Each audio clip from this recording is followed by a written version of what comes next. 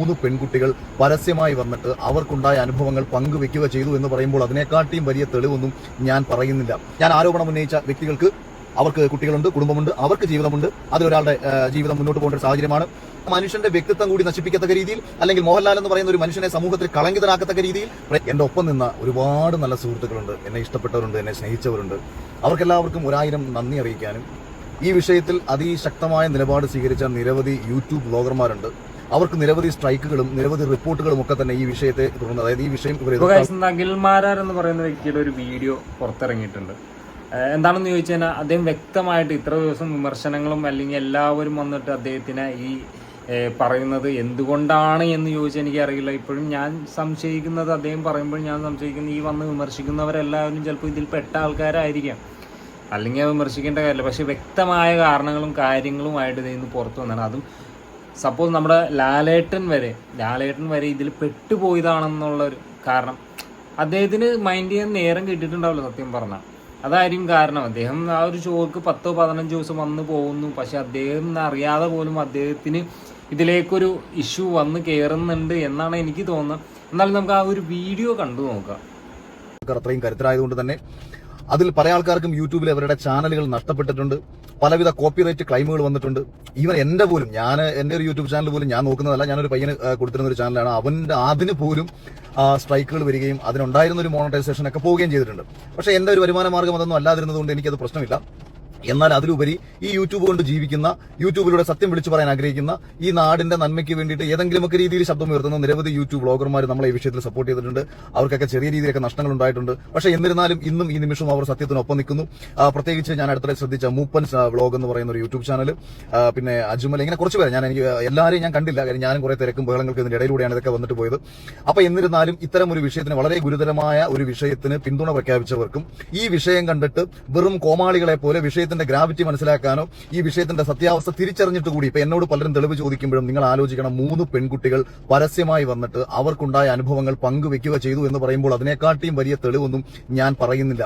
പിന്നെ ഒരു മത്സരത്തിൽ അല്ലെങ്കിൽ മറ്റേതെങ്കിലും ഒരു വിഭാഗത്തിൽ ഏതെങ്കിലുമൊക്കെ രീതിയിൽ അവസരങ്ങൾ ലഭിക്കാൻ വേണ്ടിയിട്ട് സാമ്പത്തികമായോ അല്ലെങ്കിൽ മറ്റു രീതിയിലോ ഒപ്പം ചേർന്ന് നിന്നു കൊടുത്ത ആൾക്കാർ അവരാരെങ്കിലും വന്ന് പരാതി പറയുമെന്ന് നിങ്ങൾ വിശ്വസിക്കുന്നുണ്ടോ?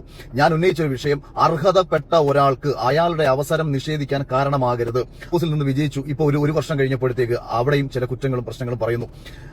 വളരെ കൃത്യവും അല്ലെങ്കിൽ ആ ഒരു ചോദ്യം എന്ന് പറയുന്നത് വളരെ പ്രധാനപ്പെട്ട ഒന്നായതുകൊണ്ട് ഞാൻ ആ വിഷയത്തിന് ഞാനൊരു മറുപടി പറഞ്ഞു. ആ വിഷയം നിങ്ങളടുത്ത് കൂടി പറയണം. കാരണം ഒരുപാട് ആൾക്കാരും ഈ പറയുന്ന ഓൺലൈനിലും മറ്റുമൊക്കെ വന്നിരുന്ന് സംസാരിക്കുമ്പോൾ പറയുന്ന ഒരു കാര്യം, ബിഗ് ബോസിൽ നിന്ന് വിജയിച്ചു വന്നതിന് ശേഷം ബിഗ് ബോസിനെ അഖിൽമാരാരെ കുറ്റം പറയുന്നു. നമുക്കെല്ലാം വേണം, നമ്മുടെ കുടുംബത്തിൽ ഒരു തെറ്റ് നടക്കുമ്പോൾ എന്റെ കുടുംബമാണ്, എന്റെ അച്ഛനാണ്, അല്ലെങ്കിൽ എന്റെ മകനാണ് എന്ന് കരുതി തെറ്റുകളെ മറച്ചു പിടിക്കുന്ന ഒരു സ്വഭാവം എനിക്കില്ല. അതുപോലെ തന്നെയാണ് ബിഗ് ബോസ് എന്ന് പറയുന്ന ഒരു ഷോ സീസൺ 6 എത്തുന്ന സമയത്ത്, തുടക്ക സമയത്ത് ഞാൻ എന്റെ സുഹൃത്തുക്കളോട് പറഞ്ഞത് എന്നെക്കാളും മികച്ച ഒരു വിന്നർ ഈ സീസൺ 6 ഉണ്ടാകണമെന്നാണ്. ഞാൻ ആകെ വിഷമിച്ചത്, അത് ഞാൻ ചിന്തിച്ചതാണ്. ഏതെങ്കിലും രീതിയിൽ കോമാളിത്തരങ്ങൾ കാണിക്കുന്ന, അല്ലെങ്കിൽ സമൂഹത്തിൽ ഒരു ഇവനാണോ ഇതിന്റെ വിന്നർ അല്ലെങ്കിൽ ഇവളാണോ ഇതിന്റെ വിന്നർ എന്ന് ചോദിപ്പിക്കത്തക്ക, സമൂഹത്തെ കൊണ്ട് ചോദിപ്പിക്കത്തക്ക ഒരു ഗുണവും ഒരു ക്വാളിറ്റിയും ഇല്ലാത്ത ആരെങ്കിലും ഒക്കെ ഒരാളെങ്ങാനും വിജയിച്ചു വന്നാൽ അതിന്റെ അപമാനം എനിക്ക് കൂടിയാണ് എന്ന് ചിന്തിച്ചതുകൊണ്ട് എന്നെക്കാളും മികച്ച ഒരാൾ വിജയിച്ചു വന്നാൽ അയാളിലൂടെ ഞാൻ അഭിമാനിക്കും. കാരണം 2 പേരെ എടുത്ത് പ്രസന്റ് ചെയ്യുന്ന സമയത്ത് ബിഗ് ബോസിന്റെ വിന്നർ എന്നതാണ് ടൈറ്റിൽ. സീസൺ 5 സീസൺ 1 2 എന്തോ ആയിക്കോട്ടെ, അത് ബിഗ് ബോസിന്റെ വിന്നറാണ്. അതുകൊണ്ട് തന്നെ 2 പേരെ താരതമ്യം ചെയ്യുമ്പോൾ ഇന്നാൾ വിന്നറാണല്ലോ എന്ന് പറയുമ്പോഴാണ് എനിക്ക് അഭിമാനം ഉണ്ടാകുന്നത്. ഇതാണ് ഞാൻ ആഗ്രഹിച്ചത്. പക്ഷേ ഈ സീസൺ തുടക്കം മുതൽ ഈ നിമിഷം വരെ പോയിക്കൊണ്ടിരിക്കുന്ന കാര്യങ്ങളും പൊതുജനങ്ങൾക്കിടയിൽ ഇതിന് ലഭിച്ചുകൊണ്ടിരിക്കുന്ന അവഗണനയും എതിർപ്പും ഒക്കെ നമുക്ക് വളരെ ക്ലിയർ ആയിട്ട് സോഷ്യൽ മീഡിയ വഴിയും അല്ലെങ്കിൽ ഓരോ കുടുംബങ്ങളോടും, ഇന്ന് രാവിലെ ഗണപതി അമ്പലത്തിൽ പോയ സമയത്ത് അവിടെ കൂടിയ എല്ലാ മനുഷ്യരും, എന്നോട് സംസാരിച്ചവരെല്ലാവരും ഇതേ അഭിപ്രായം തന്നെ പറഞ്ഞവരാണ്. അപ്പൊ ഞാനിത്, അതായത് ജനങ്ങൾക്ക് അരോചകമായി മാറിക്കൊണ്ടിരിക്കുന്നു എന്നൊരു തോന്നൽ എപ്പോഴും തുടങ്ങിയതാണ്. കഴിഞ്ഞ അതായത് ബിഗ് ബോസിന്റെ സീസൺ 6 ഒരു 40ാമത്തെ ദിവസം ആരംഭിച്ചപ്പോൾ മുതൽ തുടങ്ങിയതാണ്. അതുകൊണ്ടാണ് 50ാമത്തെ ദിവസത്തെ ആശംസാ വീഡിയോ അയച്ചു തരണം എന്ന് എന്നോട് ആവശ്യപ്പെട്ടപ്പോൾ ഞാൻ അവരോട് തന്നെ പറഞ്ഞത് ഇത് നന്നാക്കി കൊണ്ടുപോകണം എന്ന് പറഞ്ഞ സമയത്ത് സിബിൻ എന്ന് പറയുന്ന ഒരു മത്സരാർത്ഥി താരതമ്യേന ഇതുവരെയുള്ള മത്സരാർത്ഥികൾ നല്ല രീതിയിൽ ജനങ്ങൾക്കിടയിൽ കൊള്ളാം, അല്ലെങ്കിൽ ഇയാൾ മുന്നോട്ട് വരും എന്നൊരു തോന്നലുണ്ടായ സമയത്ത് അയാളെ അകാരണമായിട്ട് അവിടുന്ന് പുറത്താക്കുന്നു.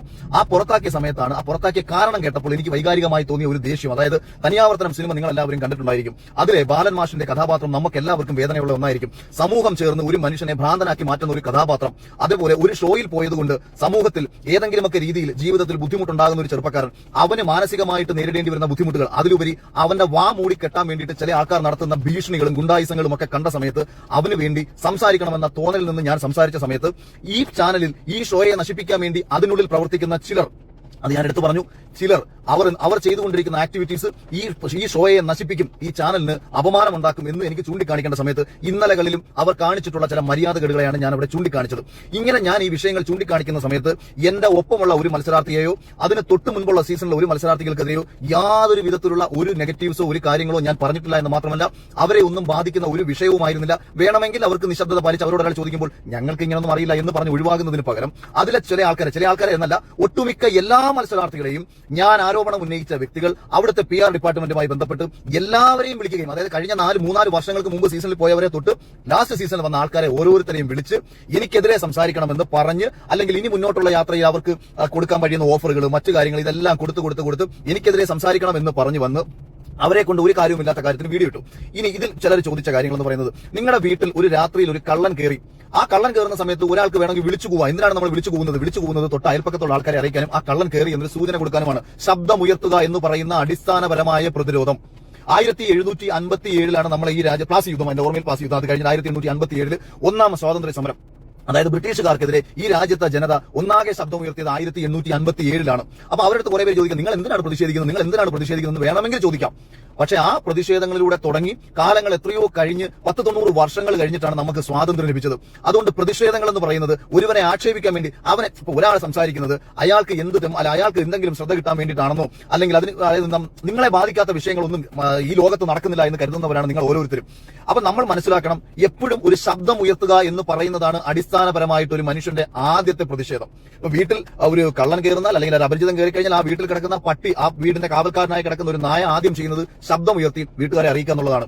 ബിഗ് ബോസിന്റെ വിന്നറായ ഞാൻ ഇങ്ങനെ ഒരു ശബ്ദം ഉയർത്തിയത് ഈ ഷോ നന്നായി വരാനും നാളെയിൽ ഈ ഷോയിലേക്ക് വരുന്ന ഓരോ മത്സരാർത്ഥിക്കും അവന്റെ കഴിവ് കൊണ്ട് ഈ ഷോയിലേക്ക് പോയി ജനങ്ങളുടെ ഇഷ്ടം പിടിച്ചുപറ്റി അല്ലെങ്കിൽ ജനങ്ങളുടെ വോട്ട് നേടി വിജയിച്ച് പുറത്തിറങ്ങി വരാനുമുള്ള ഒരു സാഹചര്യം ഒരുക്കുക എന്നതായിരുന്നു എന്റെ ലക്ഷ്യം. അതോടൊപ്പം ഈ സീസണിൽ അവർ സൃഷ്ടിച്ചിരുന്ന ചില ആ പ്ലാനുകൾ പൊളിയണമെങ്കിൽ ഇനിയെങ്കിലും ഞാൻ ശബ്ദം ഉയർത്തണം എന്ന എന്റെ തോന്നലിൽ നിന്നായിരുന്നു. ഒരു നല്ല മത്സരാർത്ഥിയെ, ജനങ്ങൾ ഇഷ്ടപ്പെടുന്ന ഒരു മത്സരാർത്ഥിയെ ജനങ്ങളെ മുൻനിർത്തി ഈ ഷോ മുന്നോട്ട് കൊണ്ടുപോകുന്നു എന്ന് ആവർത്തിച്ച് പറഞ്ഞുകൊണ്ട് ജനങ്ങൾ ഒരുപാട് സ്നേഹിക്കുന്ന ഒരു മനുഷ്യനെ ചാനലിന്റെ ഫേസായി അവതരിപ്പിച്ച് ആ മനുഷ്യന്റെ വ്യക്തിത്വം കൂടി നശിപ്പിക്കത്തക്ക രീതിയിൽ അല്ലെങ്കിൽ മോഹൻലാൽ എന്ന് പറയുന്ന ഒരു മനുഷ്യനെ സമൂഹത്തിൽ കളങ്കിതനാക്കത്തക്ക രീതിയിൽ പ്രേക്ഷകരെ നിർത്തി ചിലർ കാണിക്കുന്ന കോമാളിത്തരങ്ങളും തെമ്മാടിത്തരങ്ങളും തുറന്നു പറയുക എന്നത് എന്റെ ആ ഷോയോടുള്ള സ്നേഹമാണ്, എനിക്ക് ആ ചാനലിനോടുള്ള സ്നേഹമാണ്. കാരണം ഇന്നല്ലെങ്കിൽ നാളെ ഇത് തുറന്നു പറഞ്ഞില്ല എന്നുണ്ടെങ്കിൽ നാളെയിൽ നശിക്കുന്നത് ഈ ഷോയാണ്.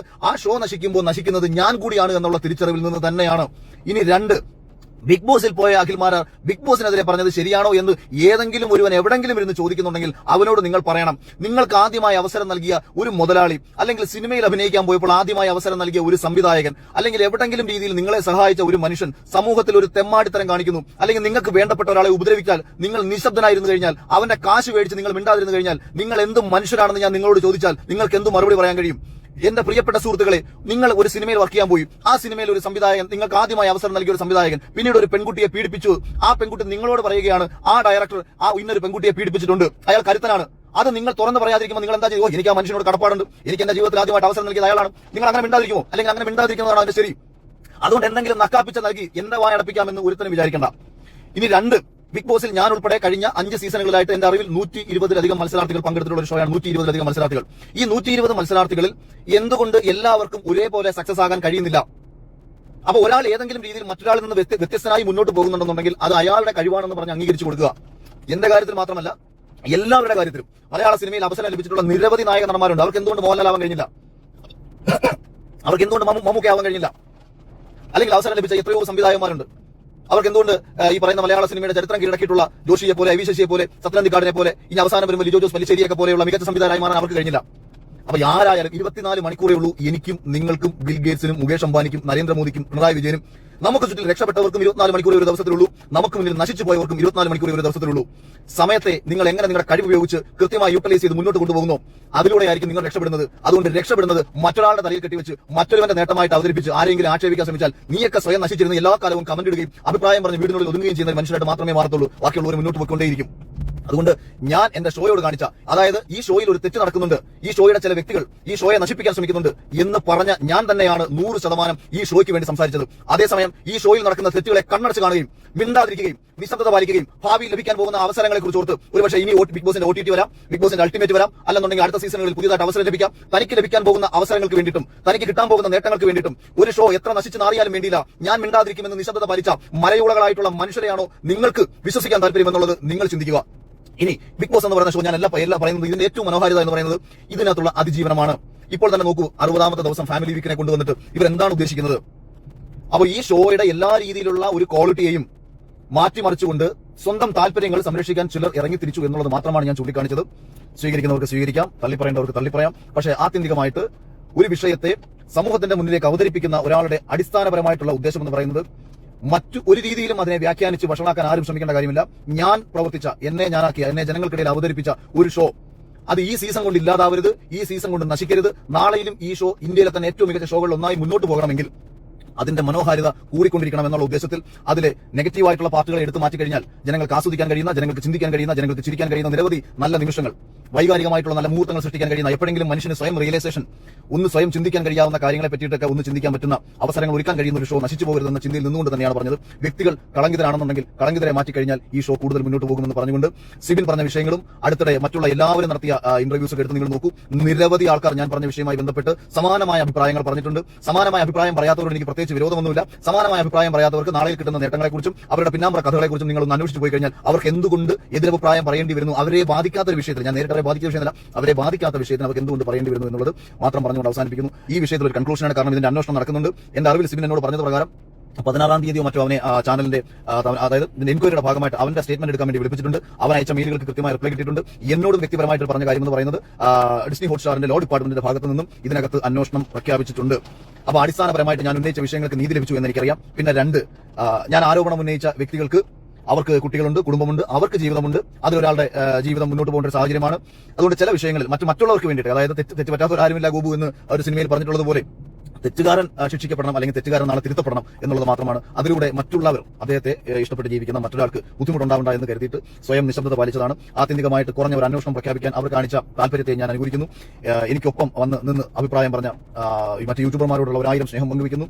ഈ നാളിതുവരെ എന്നെ വിശ്വസിച്ചവർക്കും സ്നേഹിച്ചവർക്കും അവിടുന്നും ഇവിടുന്നും കട്ട് ചെയ്തെടുത്ത് വീഡിയോസ് ഉണ്ടാക്കി പ്രചരിപ്പിക്കുന്നവരുടെ ഉദ്ദേശം തിരിച്ചറിഞ്ഞുകൊണ്ട് എന്തുണ്ടെന്നുണ്ടെങ്കിലും എന്നോട് എന്റെ വേണ്ടപ്പെട്ടവരോട് ചോദിച്ചാൽ നിങ്ങളുടെ സംശയങ്ങൾ എന്നെ ഇഷ്ടപ്പെടുന്നവർക്ക് തീർക്കാൻ തയ്യാറാണെന്ന് പറഞ്ഞുകൊണ്ട് അവസാനിപ്പിക്കുന്നു. ഈ വിഷയത്തിൽ ഒരു കൺക്ലൂഷൻ വീഡിയോ ആണ്. ഇങ്ങനെ ഇവര് പറയുന്നതിനോട് നിങ്ങൾ അംഗീകരിക്കുന്നുണ്ടോ? അത് ഈ അഖിൽമാരാർ എന്ന് പറയുന്ന വ്യക്തി പറയുന്നതിനോട് അംഗീകരിക്കുന്നോ? അതോ എന്താണ് നിങ്ങളുടെ അഭിപ്രായം എന്നുള്ളതൊന്നൊരു കമന്റ് ചെയ്യണം. കാരണം ഇത് ഇന്ന് പൊതുസമൂഹത്തിൽ ഭയങ്കര ചർച്ചയായിട്ടുള്ള ഒരു വിഷയമാണ് ഈ ബിഗ് ബോസ് എന്ന് പറയുന്നത്. പലരും മൈൻഡ് ചെയ്യാണ്ട് പോകുന്നു, പലരും മൈൻഡ് ചെയ്യുന്നു. പക്ഷെ നാളെ നമുക്കും ഈ പറഞ്ഞതുപോലെ ഇതിലും അപ്പുറമായിട്ട് കാണേണ്ടി വരും. അപ്പോൾ അതുകൊണ്ട് നമ്മൾ ഇതിന് പ്രതികരിച്ചില്ലെങ്കിൽ നിങ്ങളൊരു കാര്യം മനസ്സിലായിരിക്കും, നാളെ നിങ്ങൾക്കൊരവസ്ഥ വരുമ്പോൾ ഇതുപോലെ ആരും പ്രതികരിക്കാണ്ട് അല്ലെങ്കിൽ ആരും മിണ്ടാണ്ടിരിക്കും. അത്രേ സംഭവിക്കാനുള്ളൂ. എന്തായാലും നിങ്ങളുടെ അഭിപ്രായം എന്താണെന്നുള്ളതൊന്ന് കമൻറ്റ് ചെയ്യണേ.